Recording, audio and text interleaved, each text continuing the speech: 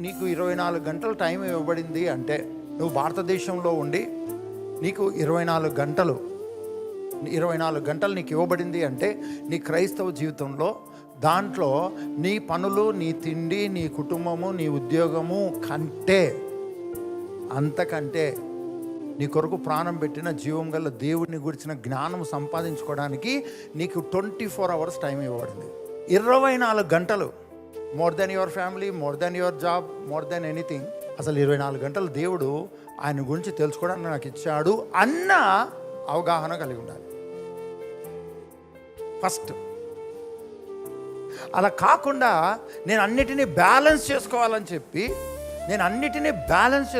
చెప్పేసి 24 గంటల్లో ఇదిగో ప్రభా నీకింత తీసుకో, నాకింత, ఇదంతా నాదే అని అనుకున్నావంటే జీవం నీవేనయ్యా అబద్ధం, స్నేహం నీదేనయ్యా, ప్రియుడవు నీవేనయ్యా,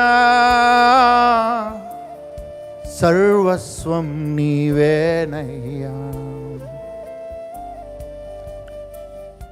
ఒక అరగంట నీదేనయ్యా, 23:30 గంటలు నాదేనయ్యా. ఒక పాటతో తృప్తి చెందయ్యా, మళ్ళీ చర్చకు వచ్చి నా బలమంతా నీవేనయ్యా. నువ్వు ఇంకా స్ట్రగుల్ అవుతున్నావా? మనుషులతో పోరాడుతున్నావా? పరిస్థితులతో పోరాడుతున్నావా? వ్యాధులతో పోరాడుతున్నావా? ఈ పోరాటం అనేది ఉంది చూడు. పోరాటంలో నువ్వు స్పెషలిస్టు. ఎందుకో తెలుసా?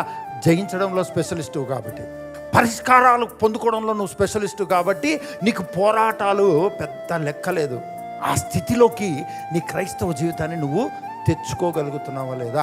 అది ఎప్పుడు సాధ్యమవుతుందంటే నువ్వు ఏం చేసినా సాధ్యం కాదు, ఏ బుక్కులు చదివినా సాధ్యం కాదు, ఎన్ని పాయింట్లు నేర్చుకున్నా సాధ్యం కాదండి.